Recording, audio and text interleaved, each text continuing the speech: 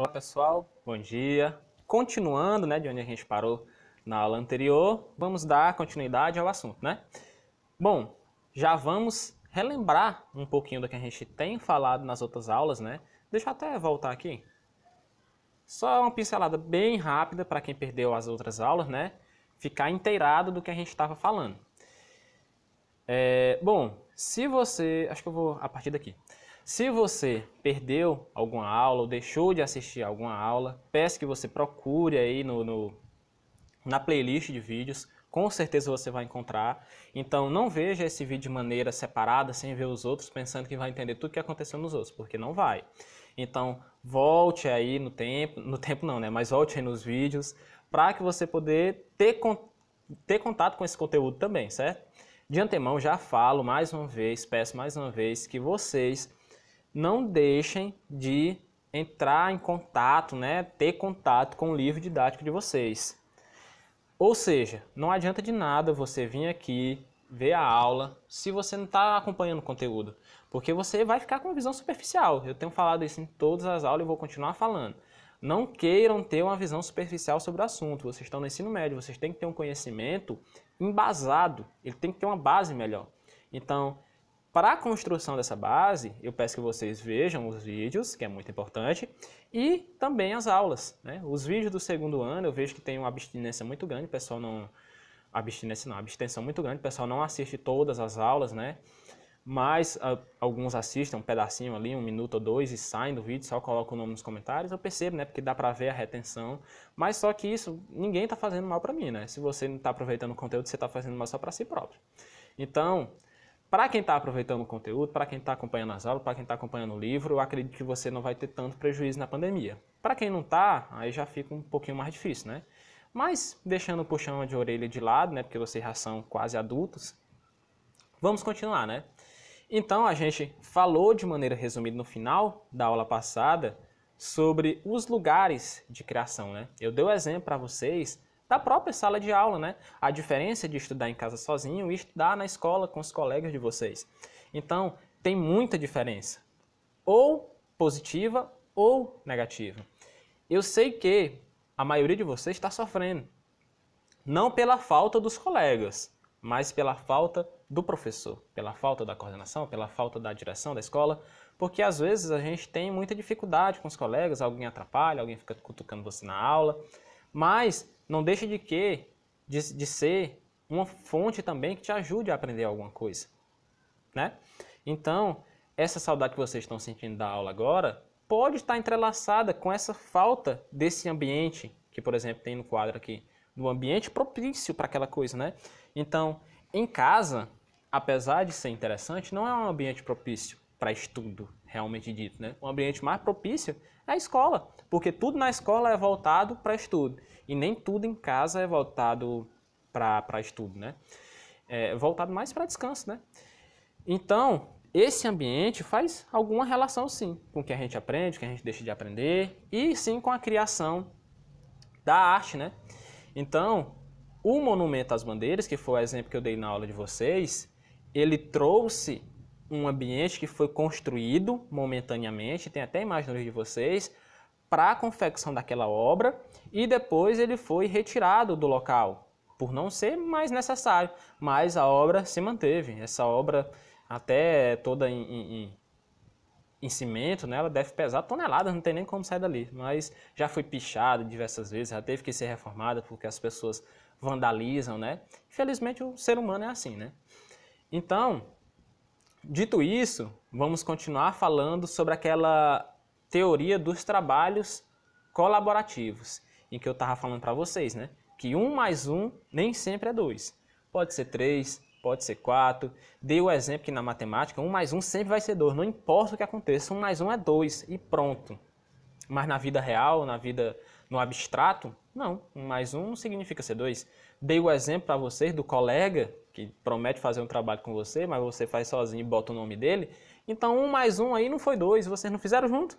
1 mais 1 foi 1,5, foi o exemplo que eu usei, Então é muito interessante que a gente veja isso, Dito isso, a gente trouxe o exemplo dos Rolling Stones, que é uma banda muito famosa, que está há muito tempo junto, que se reúne para treinar, que se reúne para criar, que é um exemplo muito bom, né? Se você depois quiser até dar uma pesquisada na história, ver algum vídeo aí, resumo, é muito interessante, porque é uma história de superação que a gente tem que seguir, né? Não estou dizendo que você precisa ser músico, mas que você precisa se espelhar em pessoas de sucesso, né?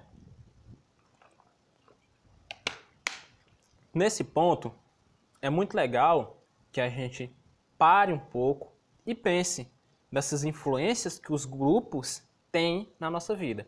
Porque, por exemplo, existe uma teoria que diz, né, diz que nós, cada um de nós, somos a média das 5 pessoas com que mais a gente passa tempo. Nós, cada um de nós, somos a média das 5 pessoas com que a gente mais passa tempo. Então imagine, se você tem 5 amigos bagunceiros, você provavelmente se tornará um bagunceiro futuramente. Se você tem 5 amigos estudiosos, você provavelmente se tornará um amigo estudioso futuramente. Um amigo estudioso não, uma pessoa estudiosa futuramente.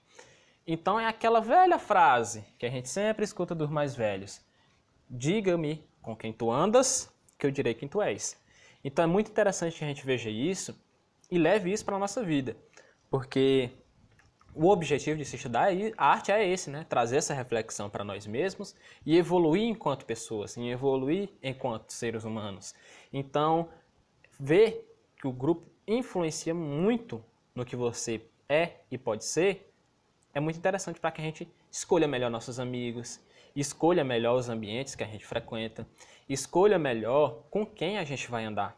Então, esses trabalhos colaborativos têm esse intuito de te mostrar o quão influenciado você pode ser e influenciar dentro de um grupo.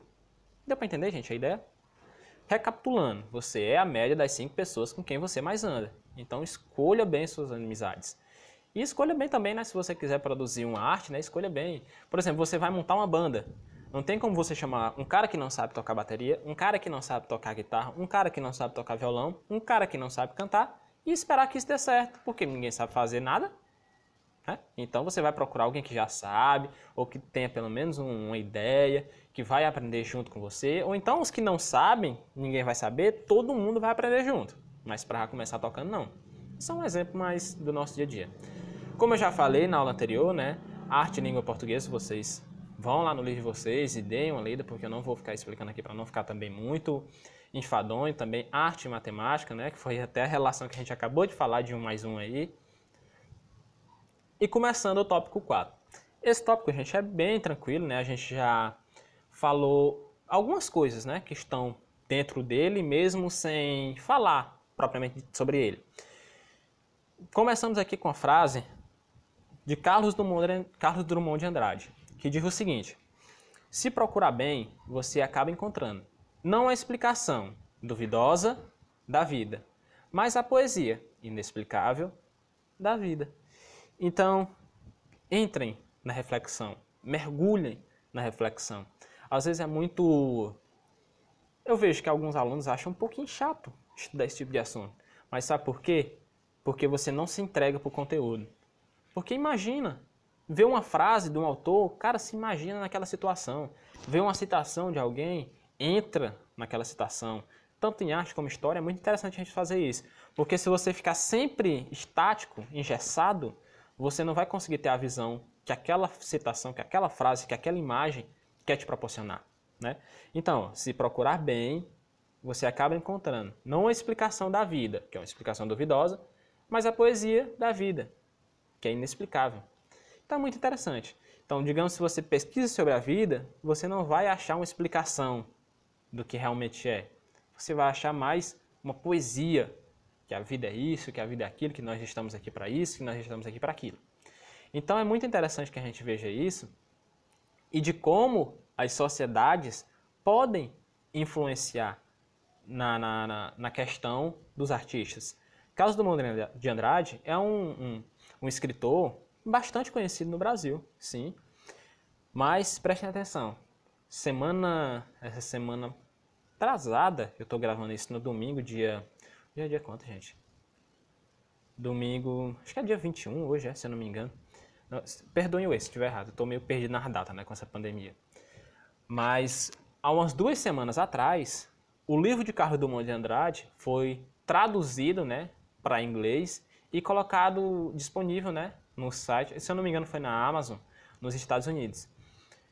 E em 24 horas, 700 mil cópias foram vendidas. E acabou o estoque, já vai renovar o estoque. Então, o reconhecimento que um artista desse porte tem no exterior, é vergonhoso dizer isso, mas é maior do que no Brasil. Você já leu alguma coisa realmente Carlos Drummond de Andrade? Ou ficou ouvindo falar? Então, assim, às vezes a gente fica até um pouco perplexo, né? De como a gente desvaloriza os nossos artistas.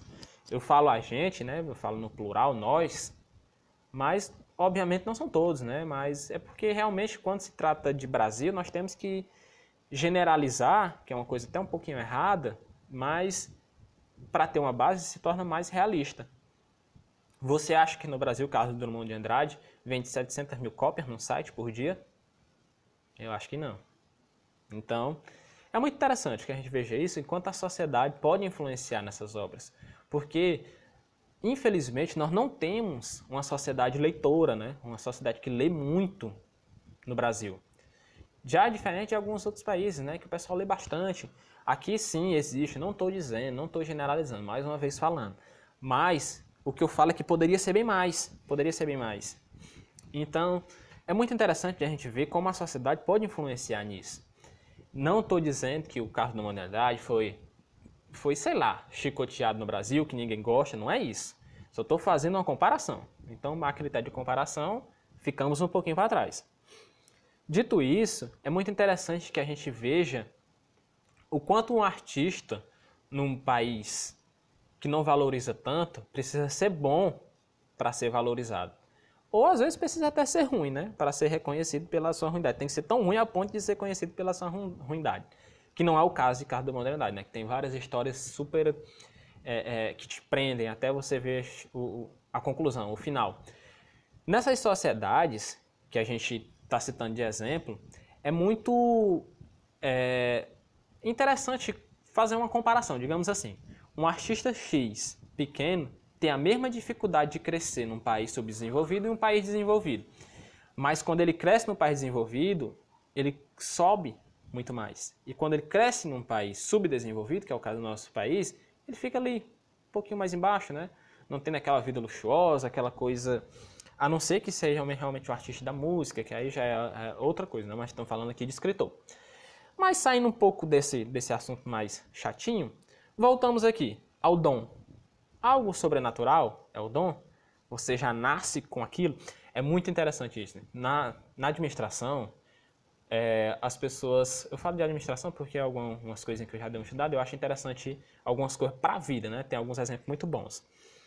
De dom, existe uma teoria de dom, de liderança, e de liderança que você desenvolve, você simplesmente cria. Então, podemos dizer que dom é uma coisa sobrenatural? Você nasce sabendo aquilo e pronto, ninguém pode mais aprender porque você sabe? Digamos que não. Ou talvez até sim. Existem sim pessoas que têm facilidade com algumas coisas, mas que essa facilidade não quer dizer que você, fulano ou ciclano, não possa desenvolver. Entenda o seguinte exemplo. Imagine, sei lá, por menino da turma ou para menina que gosta de futebol. Imagine o seguinte. Teu colega de futebol ali, que joga futebol com você, é muito bom e treina uma vez por semana. E ele é muito bom. Você é mais ou menos e treina uma vez por semana. Então ele tem um dom, que é uma pequena facilidade de aprender mais em menos tempo, mas que se você, em vez de treinar uma vez por semana, treinar 6 ou 7, você conseguia se equiparar a esse dom pelo treino, pelo esforço. Então não podemos dizer que o dom é algo sobrenatural. Dom é algo que pode ter nascido com você, mas que também você pode desenvolver da mesma forma. Por exemplo, eu nunca fui bom em falar com pessoas porque eu sempre fui muito tímido. Mas com muito treino, com muito estudo, com muita dedicação, eu consegui desenvolver isso. Não sou o melhor orador do mundo em oratória nem nada, mas consigo falar tranquilamente em público. Então, não é algo que nasceu comigo, mas foi algo que eu consegui desenvolver. Então, o dom é mais isso. o desenvolvimento de uma habilidade do que ela nascer em você, uma virtude. Já veio ali quando você nasceu, Deus escolheu, esse aqui vai falar bem em público, tome, jogou ali um poder na pessoa. Não é assim, né? A gente sabe que não é assim. Então, todo esse emaranhado de informações é muito interessante para que a gente entenda de onde nascem os gênios. Agora, aqui é o seguinte, cabe uma reflexão muito interessante. Entenda, como o exemplo do futebol que eu falei, que seu colega treina uma vez por semana, e é bom, e você treina uma vez por semana, e é mais ou menos. Imagine que esse seu colega, se ele treinar todos os dias, ele vai conseguir ser melhor do que você. Por quê? Porque ele já tem uma facilidade para aquilo. Mas, entenda, você pode ser bom em muitas coisas, mas o melhor você só pode ser em uma, porque você tem que se dedicar muito para aquilo. Então, se ele for um bom jogador, ele vai ser um péssimo estudante. E vice-versa. Se você for um ótimo estudante, talvez você não seja tão bom jogador. Mas por que, professor, que eu não posso ser bom em tudo? Você pode ser, sim, bom em tudo, mas o melhor só é alguma coisa. Se você quer ser o melhor estudante, você vai ter que dedicar tanto tempo que o futebol vai ficar um pouquinho em segundo plano. Se você quiser ser tão bom em futebol, você vai ter que dedicar tanto tempo que o estudo vai ficar em segundo plano. Deu para entender a ideia? O dom pode ser conquistado, Se não deu, volta aí o vídeo, veja novamente, porque a gente acaba falando um pouquinho rápido, tá? Que é esse gênio, né? Que o dom trabalhado se torna o gênio. Ou da curiosidade. De onde é que vem essa vontade de criar? Pode ser da curiosidade? Sim, também, né? Voltando ao exemplo do futebol. Digamos, se eu tenho uma curiosidade, como é que eu ficaria se eu treinasse 3 vezes por semana? Se eu treinasse 2 vezes por semana, usando o exemplo do menino que não é tão bom. 2 vezes por semana, 3 vezes por semana. Então, essa curiosidade pode me fazer descobrir um dom. O que estava faltando para mim era só treino. Eu treinei e consegui ficar bom. Então, não era um dom, era só falta de treino. Eu sei que esse exemplo está meio complicadinho aqui, mas eu acho que deu para vocês pegarem, né? Se não deu, dê uma voltada, viu? Veja de novo. Fico sempre falando isso, mas é porque às vezes eu falo muito rápido para o vídeo não ficar tão longo. Aqui, ó. Essa pintura é conhecidíssima, acho que todos vocês já viram, né? Que é uma pintura... Praticamente todo livro de história e de arte tem ela assim na capa, na contracapa, no final do livro, no meio do livro, sempre tem, sempre não vai faltar porque é uma coisa clássica, uma pintura clássica de Michelangelo. Essa pintura foi feita em ar fresco, né? Que significa pintar numa parede, num vidro ou em qualquer outro ambiente que não seja uma tela.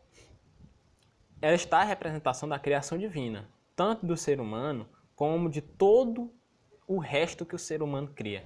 Então, a partir do momento que esse Deus, né, essa imagem de Deus aqui, criou o homem, tudo que o homem criar pertence não ao homem, mas ao Deus que o criou. Então, essa imagem de Michelangelo traz, o nome do quadro da criação do homem, traz essa representação da criação divina, que tudo que o homem criar não foi criado por ele, porque ele já foi criado por alguém, entende? Então, é muito interessante a gente ver isso, né? Daqui que vem esse dom, que alguém foi lá, tocou no teu dedo aqui e você ganhou o dom. Deu para entender, gente? Acho que sim, né? Não ficou tão complicado, não. E... deixa eu ver se passa aqui. Arte é conhecimento. É realmente necessário que a gente entenda um pouco de arte para poder compreender que aquilo realmente é uma obra, que aquilo realmente é uma arte, que aquele movimento realmente é uma arte. Digamos que sim, né? Porque realmente, se você não entender, por exemplo, você vê uma arte abstrata que está lá, um quadro, que é um quadro cheio de risco, deixa eu botar aqui outra cor. Cheio de risco, eu estou riscando aqui porque ficou em roxo, ficou a mesma cor do slide. Deixa eu colocar em rosa. Cheio de... não dá pra ver não? Verde. Acho que eu tô apagando, né? Ah, tô apagando. Sai, borracha. Cheio de riscos aqui. Quadro lá, cheio de risco. Aí você, como não tem conhecimento, diz, meu Deus, esse quadro feio. Aí um cara que tem conhecimento do lado diz, cara, esse quadro vale $1 milhão.